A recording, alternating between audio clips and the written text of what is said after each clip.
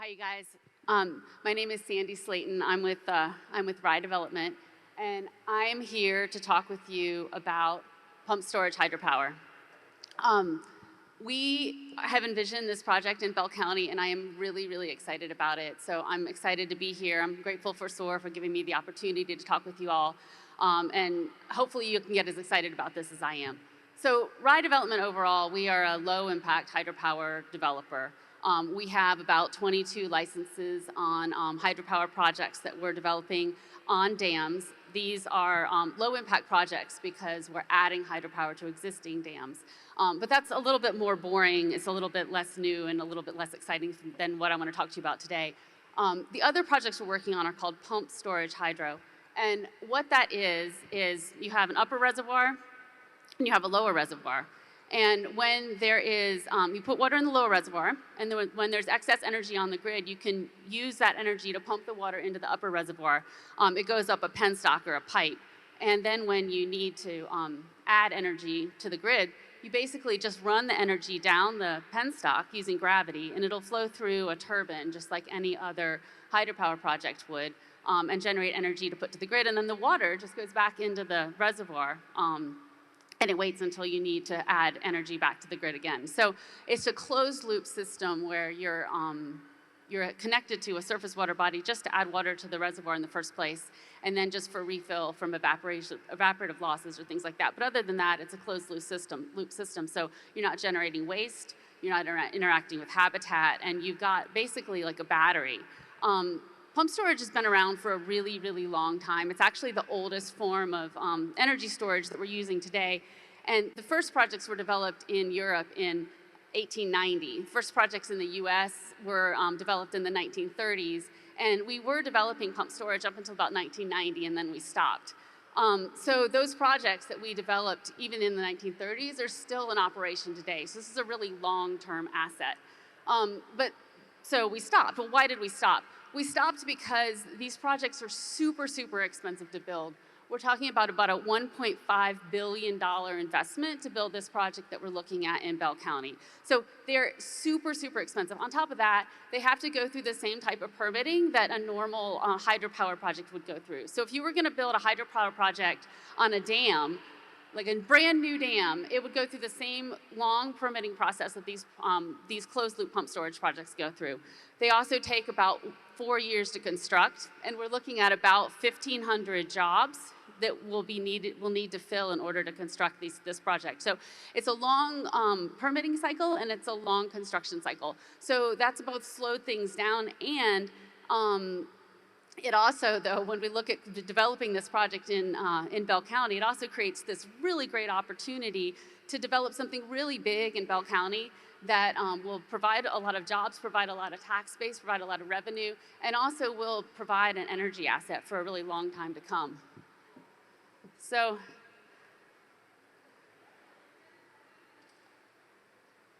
I'm getting a little excited here. There we go.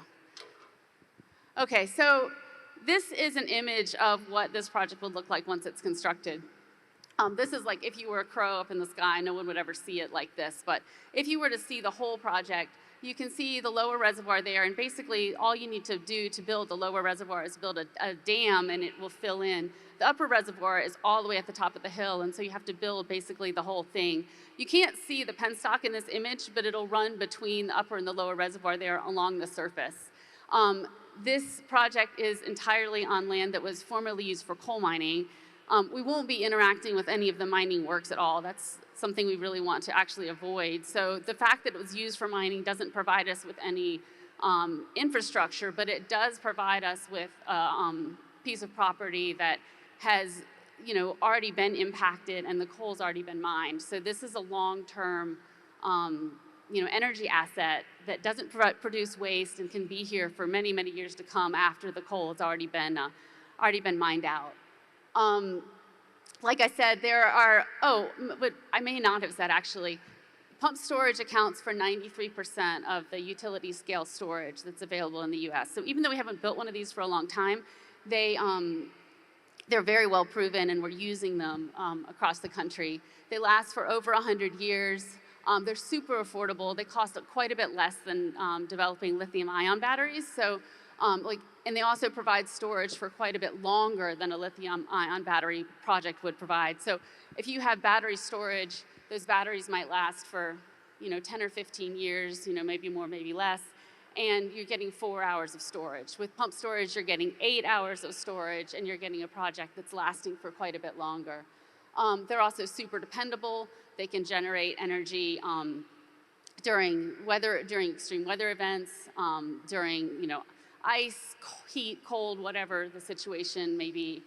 And so adding these projects to the grid provides a lot of certainty for grid operators, because then you know that you're going to have this source of power sort of at any point, given any other things that happen on the grid.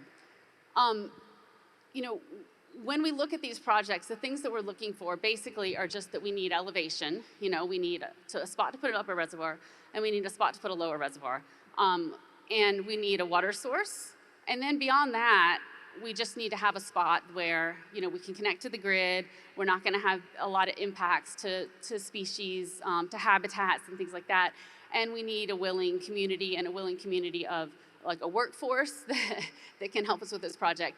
And the more we've dug into developing this project in Bell County, the better and better and better everything has gotten. We've had just incredible reception from everyone we've talked to about creating jobs and about finding people to fill these roles. We think that a lot of the skills from mining and other industries that are in southern Kentucky will translate really well to development of this project. So we're really excited about that. We're also excited about the tax base that we can then bring to Bell County, in the long term. So we look at this as a really long-term investment in the community and in our energy infrastructure and our energy dependability moving forward. So I'm really excited to be here. I would love to talk with anybody about the project if anybody has questions, and thank you so much for having me today.